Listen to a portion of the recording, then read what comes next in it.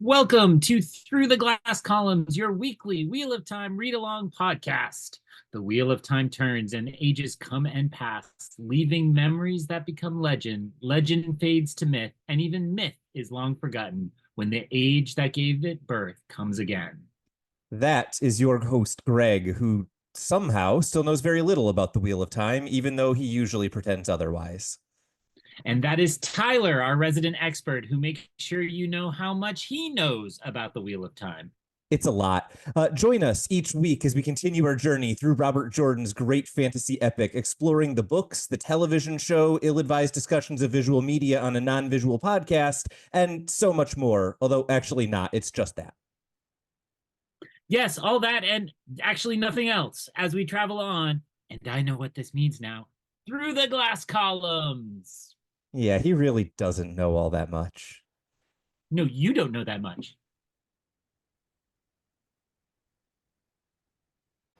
Hello, everyone, and welcome back to Through the Glass Columns, your weekly Wheel of Time read-along podcast, in which this week I almost started with the summary of Chapter 29 instead of doing an intro. And I am joined by Greg, who never has that problem because he does creative things in the intro that engage the audience like a loser. Greg, how's it going? Good. I also I thought you were going to say Greg never has that problem because he doesn't put any effort into preparing a summary or preparing for the podcast. We have a very good friend who struggles in a podcast partnership where the workload is uneven, and he's always like texting me to commiserate, and I was like, dude, I don't have the right. I do nothing for my show. I just show up having read 3 chapters, which I probably would have read anyway. So, or 2 chapters as the case may be. So just so that we are not losing anyone in the wildness of what in the world are we talking about, this week we will be discussing Chapter 29, Fire and Spirit, and Chapter 30, To Heal Again, from the 6th book of the Wheel of Time, Lord of Chaos. So assuming you are here for that, Greg, we've been talking for a long time about how Nynaeve needs a win. I'm not sure if this ends up a win, but she kind of gets one. How did you feel about these chapters? These were exciting, and yeah, I would say, one of my notes, just to spoil it, is like, you know what? I think maybe we are starting to come up from rock bottom, but we'll see. Long term, meaning after tonight, if we really think that, but it does feel like we kind of had a win. It continues a pattern in this book, which I think is really interesting, and in case. Well, wait, people would have read the first chapter before listening to us right now. But maybe I'll save the specifics. But I will say Robert Jordan seems to be doing, I would kind of compare it to pole vaulting, where it's like build up, and then sproing, and then like all the momentum almost stops for that one moment, and then they kind of fall into the mat. And that's how action has been in this book. And I would point, just to use an example, the bonding of Rand, right? Where it's like kind of build up. Oh, yeah, this thing just kind of happened. And it's like I'm laying in the mat being like, wait, what happened? Like how that just happened? And I would say the action in this chapter felt similarly, where it was like this thing we've been expecting. And then all of a sudden it's like, oh, it just happened. Don't worry about it. And it was like, wait, what? Did that really just happen? I kind of enjoy that as opposed to a more indulgent writer who would really like make the moment last like 4 pages. Yeah, I think this is actually something that I had thought about a lot when Game of Thrones as a television show was very early on. I remember the first 3 seasons of that show kind of thinking to myself, how much is this show actually better than the books, and in what ways is it better or worse or similar? And one of the things that I kind of came down with is something like, the end of season 1 with Ned Stark, or the Red Wedding, or other things that I don't want to spoil too heavily. Those work a lot better when they last 30 seconds instead of 10 pages. And I don't think Robert Jordan has the ability to do what television can and make it like instant and visceral, but he's getting as close as he can in a couple of these moments where it almost feels like we're reading a different story, and then, oh yeah, something crazy happens. And I think it's really effective. I don't want to spend too much time on a specific moment, but I think you're right to say, like, these are good, fun chapters because of the build-up then paying off in really instant, fun, unexpected ways. Yeah, and I can't even. I mean, I think my pole vaulting was already really a twisted metaphor, but But you worked. hear and I don't want to diminish any real afflictions, but you hear when somebody has like a stutter that the key is kind of psychologically to kind of just like tumble into it, and that's how this action feels, right? It's like we're stuck, nothing's happening, and then we're just going to tumble into it, kind of get above it and kind of think through it instead of resting on that giant moment, just kind of pass through it. So yeah, I really liked it too, and I would point to those the one I mentioned, the bonding of Rand, and then this one as the best examples in this book at least. And the only other thing I gotta say is I was like, we're cruising, right? This week's reading in my edition took us past page 600, and far enough past 600 that there's under 400 pages left. So it feels like we're cruising through this book, which again might be partially recording structure. Tyler, stop me from rambling. No, I just wanted to note that assuming we are okay with condensing a little bit in the last couple of weeks, because everyone loves reading fast when it's the end of the book, we've got 10 weeks left after today. So you are absolutely right to be saying we are closing in rapidly on the end of this book. And in order to stop us from continuing to talk generally instead of specifically, why don't I dive into a summary of Chapter 29, Fire and Spirit. Nynaeve composes herself outside of the little tower, and Uno gives her a look, and Nynaeve realizes that Brigitte has talked to him about fleeing, and it will not be an option with his assistance. Nynaeve then enters the tower, noting both the formality of the people inside and the lack of repairs, and asks after Siuan and Leane.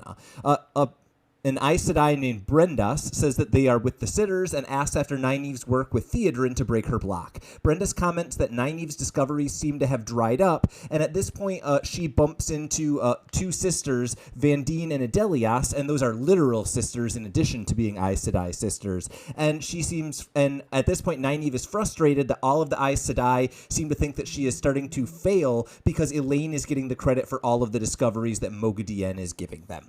At this point, she is surprised by a returned Tom and Julian, and Elaine excitedly greets Tom. Tom reports that there are a few White Cloaks on the border, but there seems to be no signs of plans for Salidar from the White Cloaks. At this point, Elaine pushes Tom for whatever rumors he has heard of Morgaze, and he reports that she is in the Fortress of the Light, but Elaine denies that this is possible, and Tom seems doubtful about her doubts.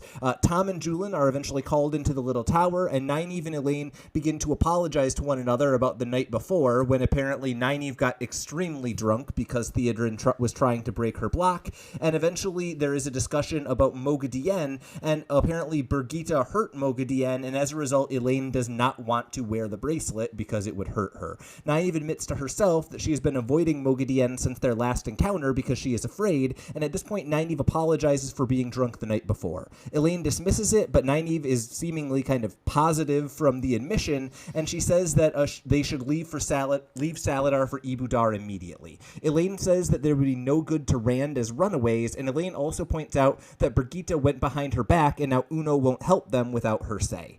Nynaeve realizes how close Uno, Brigitte, and Tom all are with Elaine, and decides that she will visit Logain because she's not going to get anywhere with that group. When she visits Logain, he offers wine, and it's enough to make Nynaeve angry, and so she can channel. She begins to channel at Logain, feeling the hole where that was left by his gentling, and at this point Nynaeve begins to worry that the tower is keeping her from news of Egwene, while also planning how to bridge the gap in Logain's head using Fire and Spirit, and suddenly Logain's eyes widen as Nynaeve shields him, and then she sends Elaine to go to Sheriam, saying that Logain has been healed.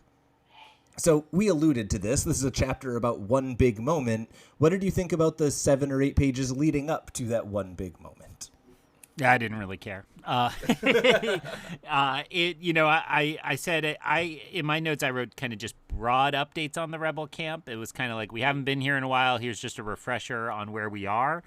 I think it's been a disappointment for me, but unfair, that I thought this book would be so much about like a united, like insurgency of Rebel Aes Sedai, and like it's just been so bogged down in factionalism and secret keeping and politicking that I find myself disappointed, and I'm breaking the classic rule that applies mostly to Star Wars, which is like don't compare it to the thing you had in your head, compare to what it is, evaluate what it is. So that stuff, it's like, okay, and everybody's just kind of down on Nynaeve. I think there's a frustration I feel in those 7 or 8 pages that I'm supposed to feel. Yeah, I think that's exactly right. You were saying in our intro that this felt like maybe finally Nynaeve is no longer at rock bottom. I think we kind of need to feel that she's still a bit there and is feeling really shut out from everyone for the impact of what happens when she does something earth-shattering to really be felt. This is something that I've often described half sarcastically, but it's accurate. If you ever want to take the perfect nap, Greg, here's what you do. You watch the first 20 minutes of a rom-com, and then you drift off when they start to get into a fight about nothing, and then you set your alarm so you wake up right when they get back together. It's incredible. That's what I wish I could do with Nynaeve's plot in this book. We spend so much time seeing how uncomfortable it is and how bad the relationship looks like it's going to be, and I just want the, happy kiss in the rain moment. Let's just get there. I mean, I think you just invited me to kiss in the rain, but I understand what you're saying, which is that there was a lot here we could kind of yada, yada, yada, because none of us expected her to just be in a downward spiral and die at the bottom of it, right? We expected that rebound. So that would be quite the book. True.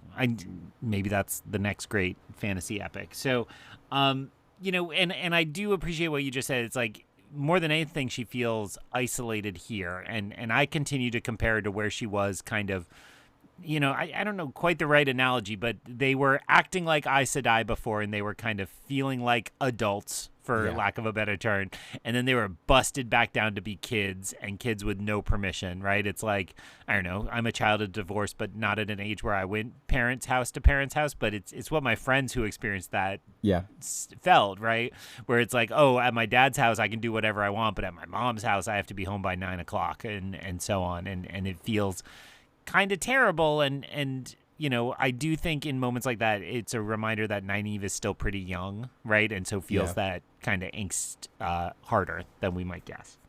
Yeah, I don't really have too much else to say about the early part of this chapter. I think you're right to just highlight how, uncomfortable it is for Nynaeve, and that's what Robert Jordan wants us to feel. Tom then arrives, and everything there, I think, kind of centers around how close Elaine and Tom and Julian and Brigitte and Uno all are, and how that kind of leaves Nynaeve hearing snippets of conversation she's not super interested in what is ostensibly a scene of her meeting up with all of her friends. I'm not super interested in the news Tom brings, because it basically seems like no news except Morgase is where we thought she was. What was your takeaway from this scene? I mean, across both our chapters tonight, rumors are just heavy, and they have been for a while, and it continues to be a mix of dramatic irony where we know the truth and the rumor is wrong, or like you said, things confirming things we already knew. But it's hard to feel too invested in those kind of larger rumors. In some ways, I think you're right. This kind of reconnecting with them, it's like a reminder that we have a really good D&D party just ready to go. We got a fighter, we got a couple sorceresses, we got a bard. So you gotta have one. So it's like we're ready to go, and we're ready to go on this adventure, I assume, to go get the bowl. It's kind of like just waiting for them to just finally leave session 0 and head out of the tavern and go. So I guess then I'm curious, there are two characters who get a lot of talked about a lot in this chapter and don't actually appear at all. So that's Brigitte and Moghedien. And both of them get a lot of call-outs. Nynaeve is really angsty about honestly, she's really angsty about both of them. It feels like those are the characters that a lot of these chapters so far have hinged on in Salidar, even if they're not the ones who are acting.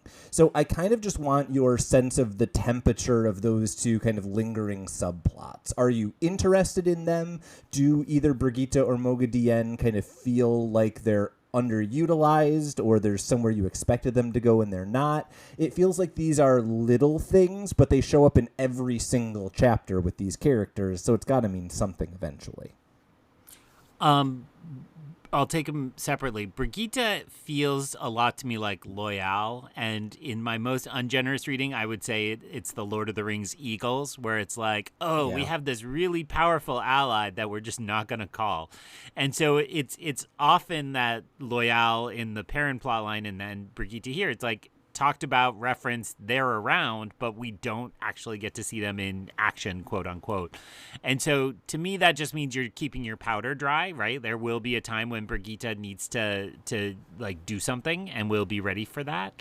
Moghedien, it feels a little, I mean, and it's really similar, but like she's feeling more like we're getting those reminders that this is still a threat, and that we shouldn't lose sight of that. And the little talk here about like, well, where's the bracelet? Oh, you took it off because you were getting moody because of her. Like, I don't know. Like, there's been a lot of focus on who's not wearing the bracelet in this book. Yeah, so it feels like that is more of a ticking time bomb in the classic sense. It's like, oh, she's probably been setting something up and been able to accomplish more than she should have been because they've gotten complacent. And that's not quite the same thing as waiting for somebody to kind of roar back. But, I think in both cases, I don't think we should forget about them. Yeah, I think that's exactly right. I'm not super interested in the girls deciding not to run away for the 8th time in this book. So I think we finally arrived at the big moment, which, as you said earlier, maybe only takes up a half a page. Nynaeve's doing some stuff, she's thinking about some stuff, and then suddenly, oh my god, I healed him. Obviously, we're going to have a lot more to discuss in the next chapter. Any thoughts on this moment itself before we dive into what comes after? I mean, I think I liked everything I said in the introduction, and, I actually hadn't thought of comparing it to Game of Thrones, but that is exactly how some of those big moments in Game of Thrones happen, that they are often like the last sentence in a chapter, and you're like, what? I have to wait till I come back to this POV to see what actually happened? And it's often a fake out. It's like, and that's when they felt the knife in their back. And sometimes that's because they got stabbed. And other times it's like, oh, sorry, I bumped into you while getting my beer or whatever. Yeah. So it is a neat little trick. But, I appreciate that Robert Jordan doesn't go that far and we stay with these characters. So that was great. And then I liked that this just feels, again, like she got so mad thinking about how terrible things are that she just had that extra oomph to be able to do it. And that just fits with what we've known about Nynaeve all along, right? You wouldn't like her when she's angry. Well, and I think it really fits with the way that, like, talent literally works, right? I think about, like, sports, where when you think about when do people fail, it's when they overthink it. They get the yips, right? It's when they're just, like, in the zone doing it the way they've always done it that they might play better than they've ever done. I think that fits Nynaeve perfectly. She is so kind of, like, empathetic and just does it by feel that it makes sense she would be at her best when she is completely not thinking at all.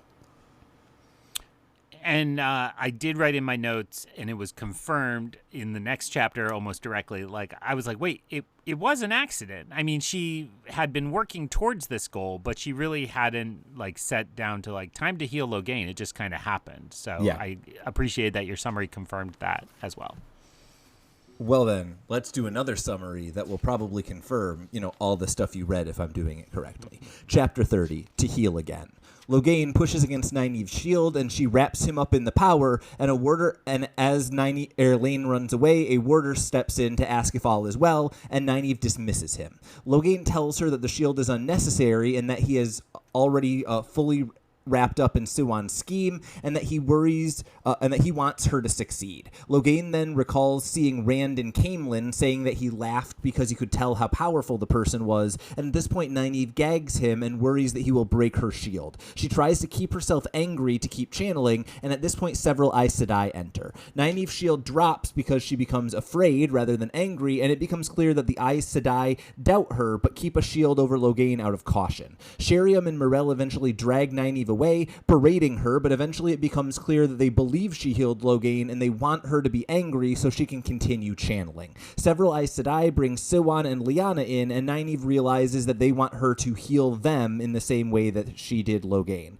Siuan at first resists, but Nynaeve eventually grabs her and heals her, and once Siuan channels, she weeps and is eventually comforted by Sheriam. Dagdara, a yellow, asks why Nynaeve used fire because it is never used in healing, but Nynaeve can only say it made sense to her. She then heals Lyanna, who gives a much more subdued thanks, and the yellows immediately fall into discussions of refining Nynaeve's technique, which upsets Nynaeve because no one is actually celebrating her. Morella says that the yellows will eventually praise her once they are less surprised. They then begin to debate whether it is ethical to re-gentle Logain, and Nynaeve is eventually dismissed. Elaine apologizes about telling everyone rather than just Sheriam, and then at this point several yellows tell Nynaeve that they want to work with her on the new healing and on breaking her block. We then switch into Siuan's POV, who was overjoyed to be able to channel and reconnect with old friends who had more or less abandoned her. She thinks how fully she had given up on channeling, and then she talks to Gareth Bryne. He surprises her by saying he intends to continue making her work off her debt, and she tries to intimidate him by channeling,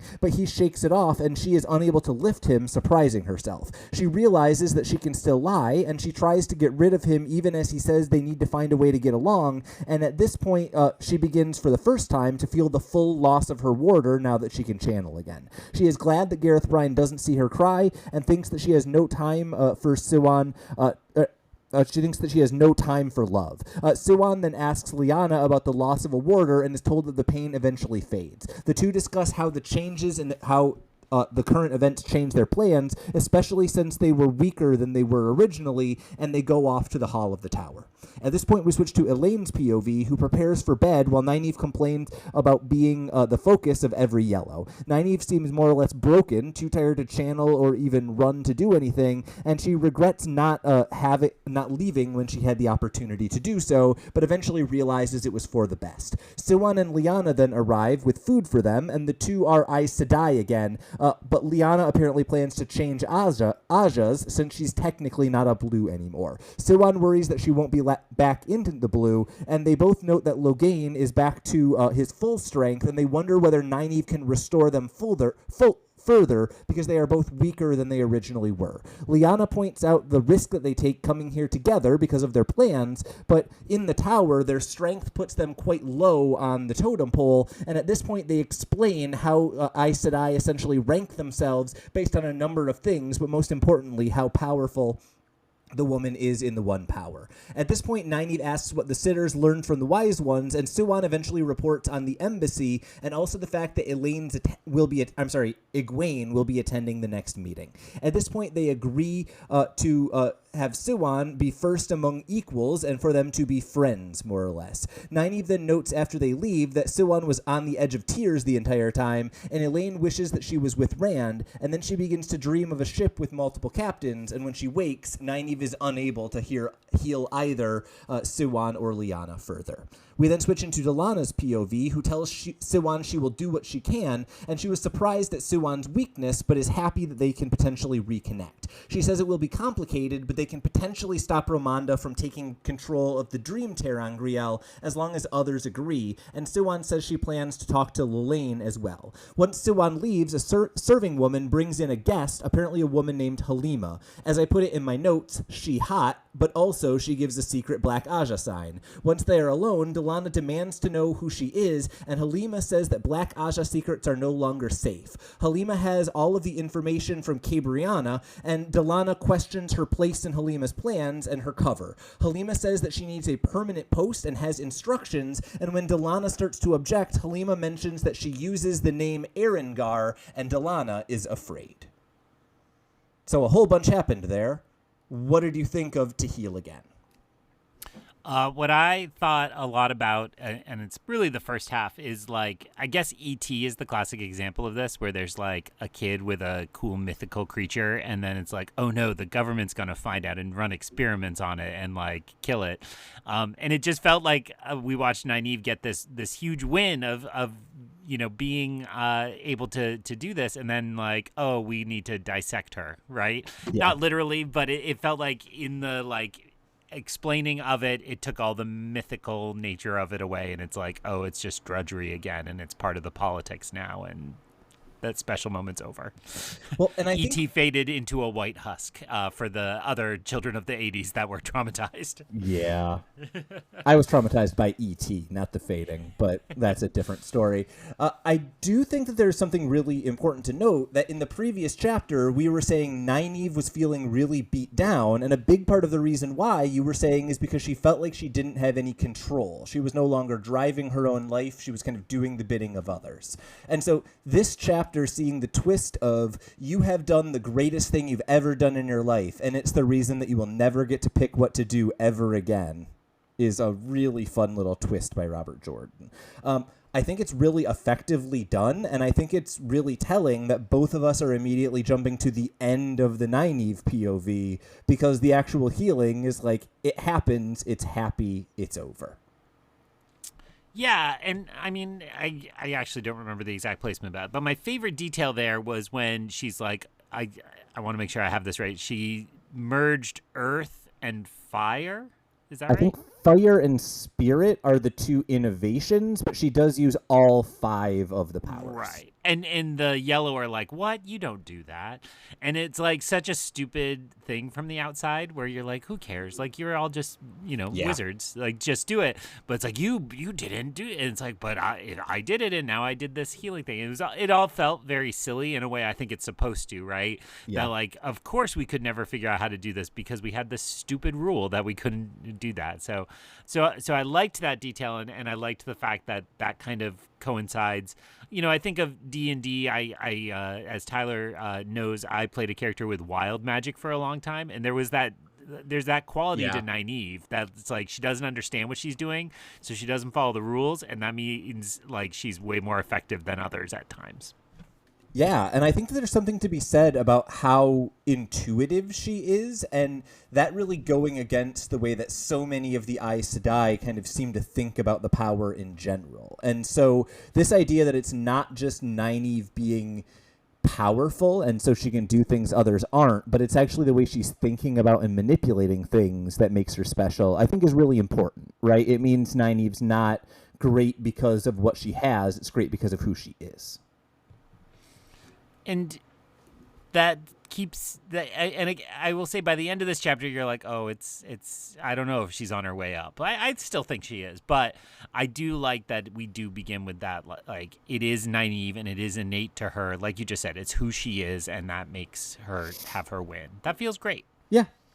I don't have too much else to say about the Nynaeve section in this chapter. When we switch to Siuan, there's basically 2 things. Her and Gareth are still a thing, and apparently her warder's loss is now hitting her, which I think we've seen with Alana is something that feels like the loss of a warder for an Aes Sedai is a really big deal, but in the background, and so it's important to keep an eye on how Siuan is acting in future scenes.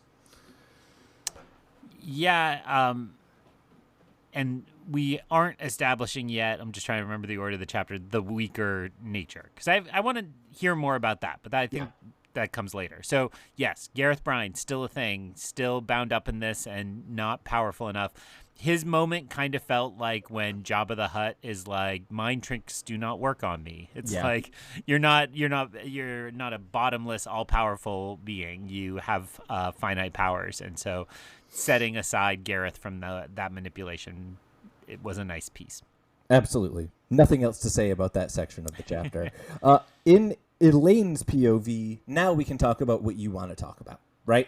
Both Lyanna and Siuan are much less powerful than they were before. It's unclear whether this is because Nynaeve did something wrong, or whether there is something about women healing women that doesn't work as well as women healing men, or something about the way that they were stilled compared to the way that Logain was gentled. We don't know any of the reasons, but they seem to be less than half as powerful in using the one power than they were before. And according to them, that makes a really big deal in terms of kind of the socio-political status in the White Tower. Well, and so, I guess mentally I kind of filed this as, whatever Nynaeve is doing, it's kind of like she's opening up a new crack, a new opening that releases the one power back into these entities. And so for Logain, she could open it wide, whereas for these women, it's like it's, a finger over a hose or something like that. It's just a trickle of that power. Was it a new detail that how powerful you are in the tower makes you higher up the hierarchy? Is that just something happening here in Salidar, or is that a detail we should have got? So this is a new detail, but one that is true everywhere. It actually kind of squares some circles that we have seen before of like why when they were discussing who would be a Merlin was it important that she be powerful in the one power, or why in a few places has it seemed like Aes Sedai are like almost deferring to Elaine and then catching themselves. I think that makes sense if they're doing the thing because she's more powerful than them, but then remember she's not an Aes Sedai. Okay. Helpful to know. And, it does feel a little like Jedi where you have Yoda who's like Grandmaster, right? So ideally the Merlin would be a tier above if that's who you can get for the job. And I think that's very helpful to understand why Siuan and Leane are probably so freaked out, is they were very likely at the very top of the order, right? We once learned that Siuan was on the list with like Moraine and a couple other people as the most powerful in the tower. And so to not be at that level again is probably very detrimental to their ability to interact with tower politics. And you mentioned this in your summary, we get like 3 scientific hypotheses that could be tested, and I clocked them as well. We were warned that Nynaeve may do serious damage by mixing these elements that she doesn't have complete control over, so did that happen? Number 2, is it that, we need a man to heal them, essentially, that it does have something to do with the 2 sides of the black and white cookie? And then could that then mean that Nynaeve can train Rand and Rand does it, right?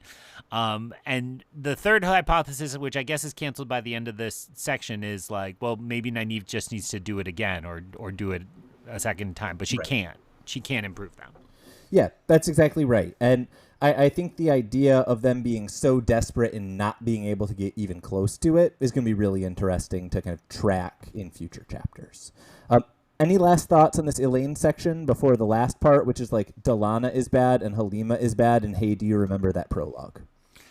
I mean, I will just say as a general comment, I had a lot of trouble. I was like, wait, is this Elaine or is this Siuan? And I think the kind of merger of those two across this, it was like... There was no break between them, which was weird. Yeah, and it played a little fast and loose with kind of the rules of, like, I felt like when we were in Siuan, we could tell Elaine's reactions a little more than we technically should have been able to. Yeah, that's fair. Some of that. But so it was an interesting kind of moment where he's not being crystal clear based on established rules. But yeah, for the end, all these names I don't remember, they're all bad. They're just, so, is the headline Black Aja is here, right? Yeah, I think that's exactly right. Right. We now know Delana, who is a sitter, is of the Black Aja. We now know that Halima is going to be her secretary, and Halima is Erengar, which in the prologue we learned was one of the 2 reborn Forsaken who are brought back in new bodies. Notably, both of them were men in their past lives, so Halima is potentially a male Forsaken in a woman's body, it appears. And finally, oh, great. Here goes the internet. First the Ghostbusters, then the Doctor, and now this would predate all those things. But yes, go on. Finally, Halima's story is that she was working with Cabriana, who also in the prologue was being tortured by one of the Forsaken. So if we were tracking how did that kind of pan into something, the Black Aja is using it as cover for Halima, whatever her plans are. So that's the filling in I can do for you. Any last thoughts before we, say the names of the next chapters, and then I gloat about being right that this would definitely be a short episode because a lot happened. I mean, I think it's just this felt like a big momentum shift, right? The metaphor is like you clicked your car into that higher gear, right? And so it feels like my prediction, because that's always fun, would be that this group kind of leaves very quickly now, and I'm personally questioning whether Siuan goes with them or stays. And, this detail that she would have to be a very low level member of this here kind of makes me think, why wouldn't she just go do this side quest to get the bowl of heat wave, and then go like endear herself to Rand, which she's always been working towards Rand. So why not kind of become the new Moraine in his court, if allowed, or try anyway. So yeah, good chapters, a lot happened, very fun, short discussion. Tyler, what's the name of our podcast again? Well, first we should say the names of the chapters for next week, which You're are right. Chapter 31, Red Wax, Chapter 32, Summon in Haste, and Chapter 33, Courage to Strengthen. It should be noted next week is a long week, but not so long that you need to like set aside extra time. Just don't think it's going to be a super quick one. I'm excited with where we're at in this book. As Greg mentioned, there's momentum. I will refrain from mentioning roller coasters or other common metaphors, but it's about time we get rolling, and with 10 weeks left, where are we headed next? Through the glass columns. But not literally. So ends another episode of Through the Glass Columns. We thank you for joining us and continuing with us on our quest to cover all of the Wheel of Time in our own sweet time. This podcast features original content developed by Tylor Orm and Greg Cass and is not in any way affiliated with, associated with, or condoned by the Robert Jordan Estate, Tor Fantasy, Amazon, or our wives. All content is intended for entertainment and educational purposes only.